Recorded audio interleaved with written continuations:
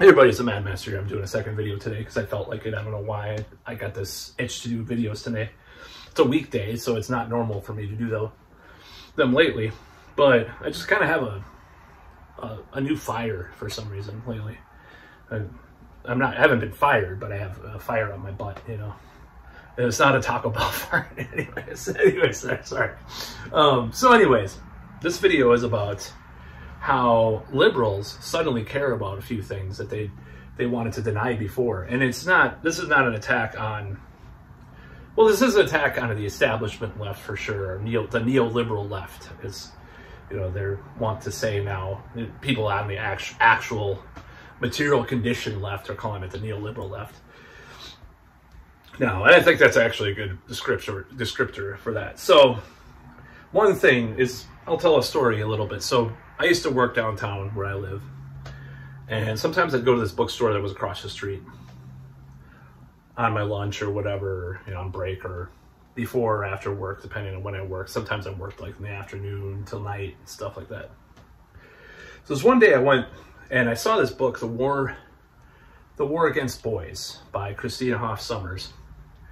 And I was like, oh, this is interesting. Started reading, I'm like, yeah.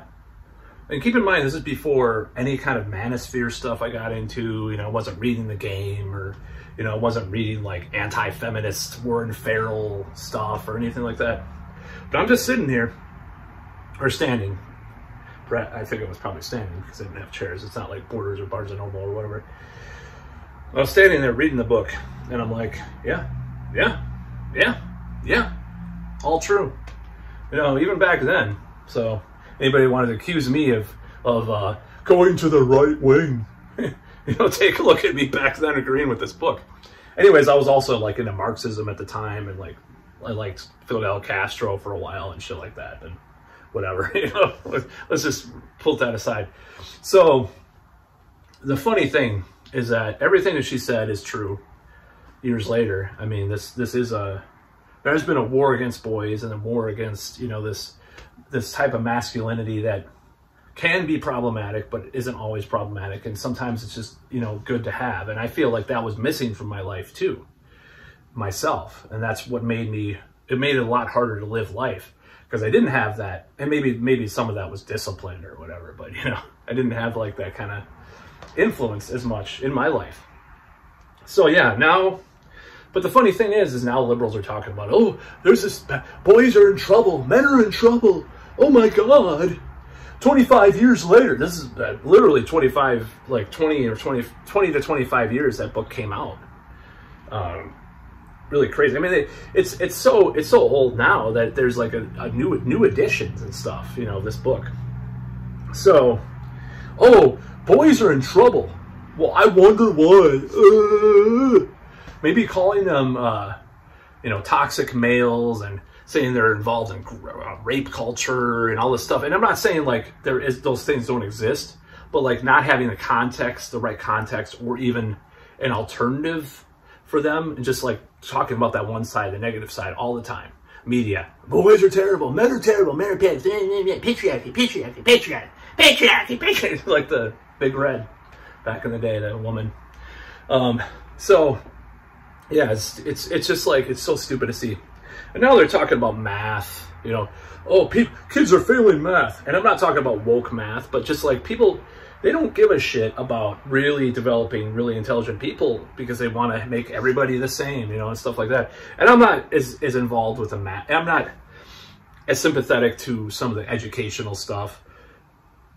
I don't mean the non-woke education. I mean, like, I think we need to explore a lot of alternative educations, because I went to an alternative school. So I'm not going to be on that side completely, but it's kind of funny, kind of ironic. And now immigration's a thing too. Oh my God, there's so many migrants in New York City. Oh my God. Or not migrant, you know, whatever, immigrants and stuff. It's like, okay, well, you were attacking people for questioning whatever, the border, questioning math scores, questioning, you know, extreme forms of feminism for the past quarter century. And now look at what that's gotten you. Now now you see a problem. Problem, reaction, solution, of course, because they created the fucking problem in some ways. So yeah, That's what I think. You know, I'm not a conservative and I'm not a right winger because I'm, you know, I'm not, it's definitely not a social conservative. I'm going to tell you that. So I don't believe like, oh, the traditional family has to come back or something for things to get better. I don't know if that's true. You know, some people can do what they want. But there has to be, you know, a sense of balance in these arguments and in these ideas, and it's gotten off balance. And now liberals are talking about some leftists are talking about. Vaush was talking with Anna Kasparian about, you know, how men are in trouble and nobody talks about it on the left. Or Shoe on Head was talking about. I'm talking about YouTubers, okay? And some people on like MSDNC are talking about it. New York Times, men are in trouble. Boys are in trouble. Men are lagging behind women now. Well, no fucking wonder, you know? And yeah, male loneliness. Or there's male loneliness memes. Yeah. Yeah, when you haven't, you know, when you're a virgin, not me, by the way. Trust me, not a virgin. 2019 was like my sex year. Anyways, never. It was too much. Actually, it got painful. It was painful because I was so tired all the time. It was too much sex. Anyways, I'm not going to talk about that, but I'm not a virgin, is what I'm trying to say. When you're a 45-year-old virgin, a 47, 46, like, oh, there's nothing wrong with that. Nah, there's nothing wrong with that, you know. You'll find someone, you know, all this bullshit, you know, that people try to feed these people. And then at the same time, if they want to improve that, or if they want to like try to flirt with women and stuff, it's like, well, you got to be careful. Just be yourself. What if you're a drooling like guy with a, you know, with Tourette's syndrome, you know? Be yourself. Hey, fuck. Hi, fuck, Laura. Fuck. I'm being my fuck self, you know?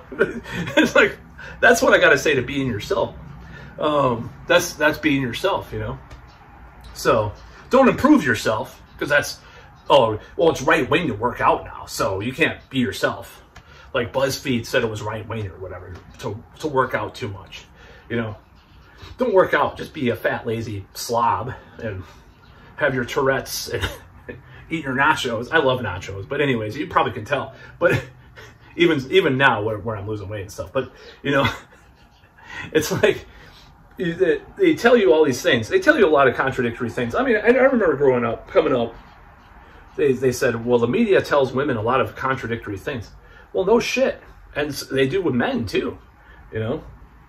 And there's this added element of this like scorn towards masculinity that really is insidiously infected a lot of people, that, you know, you can't be like sort of edgy, you know?